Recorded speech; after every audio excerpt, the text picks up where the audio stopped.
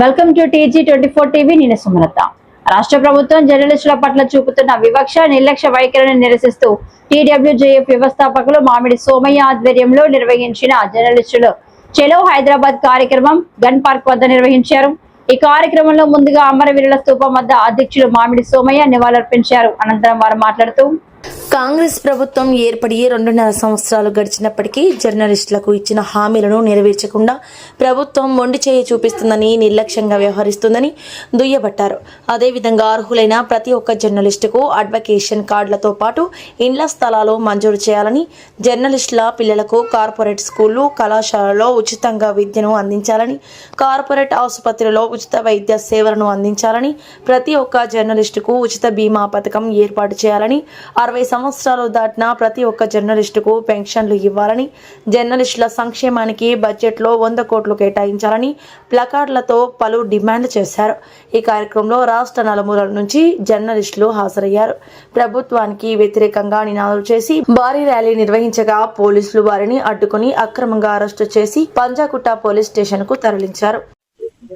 ఈరోజు రాష్ట్ర వ్యాప్తంగా జర్నలిస్టుల సమస్యలను పరిష్కరించాలనుకుంటూ తెలంగాణ వర్కింగ్ జర్నలిస్ట్ ఫెడరేషన్ ఇచ్చిన చెలో హైదరాబాద్ పిలుపుని అందుకొని రాష్ట్రంలోని 33 జిల్లాల నుంచి ఫెడరేషన్ నాయకులు, ముఖ్య నాయకులంతా ఇక్కడికి హైదరాబాద్ తరలించారు.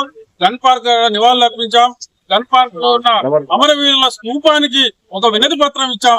ఎందుకంటే పాలకులకు, అధికారులకు ఇదివరకు ఎన్నోసార్లు వినతి పత్రాలు ఇచ్చాం, కానీ అవన్నీ బుట్ట దాఖలాయి ఆ సమస్యలను పట్టించుకోలేదు. ఒక్క సమస్య కూడా పరిష్కరించలేదు. కాబట్టి ఇవాళ తెలంగాణ సాధిస్తున్న, తెలంగాణ కోసం త్యాగాలు చేసిన, ప్రాణ త్యాగం చేసిన అమరవీరుల స్తూపానికి మేము ఇలా మెమోరాండం ఇవ్వాల్సిన పరిస్థితి వచ్చింది. కాబట్టి తెలంగాణ తెచ్చుకున్న జర్నలిస్టులు తెలంగాణలో ఎంతో పోరాటం చేశారు.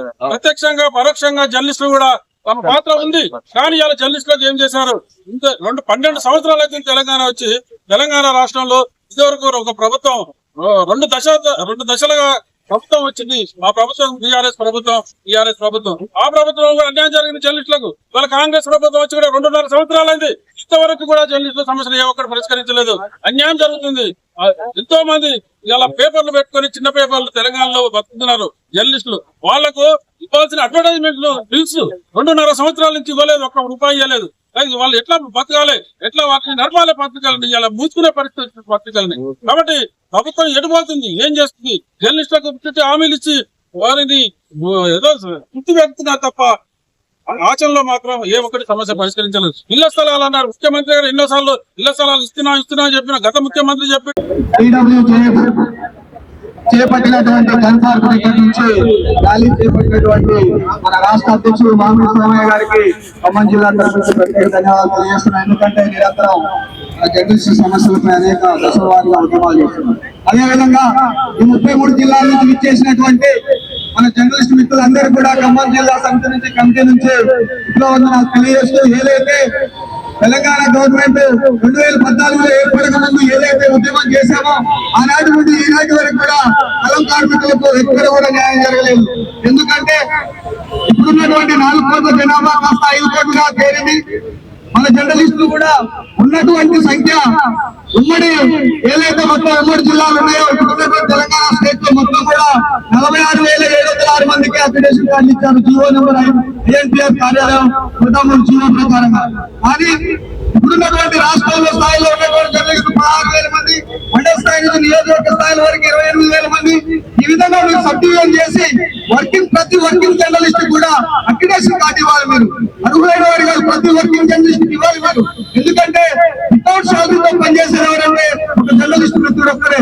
ఎందుకంటే గతంలో ఉన్నటువంటి ఉమ్మడి ఆంధ్రప్రదేశ్ లో ఉన్నటువంటి ఆ టైంలో ఫ్రీగా మనకు అన్ని కూడా ఏదైతే టోల్ గేట్ ఉందో అక్కడ కూడా మనకు మన అక్రిడేషన్ కార్డు చూపిస్తే ఫ్రీగా పంపించాలి. ఏంటంటే రేవంత్ రెడ్డి గారు చేసే పని రాష్ట్రాలు కాదు, దేశాలు కాదు, ప్రపంచంలో 203 దేశాలు నరమేధం సృష్టించుకున్నటువంటి ట్రంప్ పేరు తీసుకొచ్చి ఖమ్మం హైదరాబాద్ లో ఉన్నటువంటి ఐటీ సిటీలలో దగ్గరలో డెవలపింగ్ ఏదైతే ఫైనాన్షియల్ డెవలప్ అవుతుందో ఆ ఏరియాకి ట్రంప్ పేరు పెడతారా? అంటే మీరు ఎందుకు తీసుకెళ్తున్నారు? తెలంగాణ రాష్ట్రాన్ని ఎటువంటి తీసుకెళ్తున్నారు అది ఆలోచించుకోవాలి. మాకున్నటువంటి జర్నలిస్టులకి ఏదైతే ఎంప్లాయ్మెంట్ ఉన్నాయో చిన్న తరహా, మధ్య తరహా వారికి చేసినటువంటి యాడికి సంబంధించినటువంటి డబ్బులన్నీ కూడా మీరు వెంటనే చెల్లించాలి. లేని ఎడల ఈ యొక్క ఉద్యమాన్ని శాంతియుతంగా చూశారు. భవిష్యత్తులో దశల వారీగా ప్రభుత్వాన్ని గద్దదించే వరకు సోమయ్య గారి ఆధ్వర్యంలో మేము పనిచేస్తామని చెప్పేసి ప్రభుత్వాన్ని హెచ్చరిస్తూ ముగిస్తున్న నా పేరు మానవ ఖమ్మం జిల్లా ప్రెసిడెంట్. Hi, నేను మీ Satyasri. Please do subscribe TG24 TV.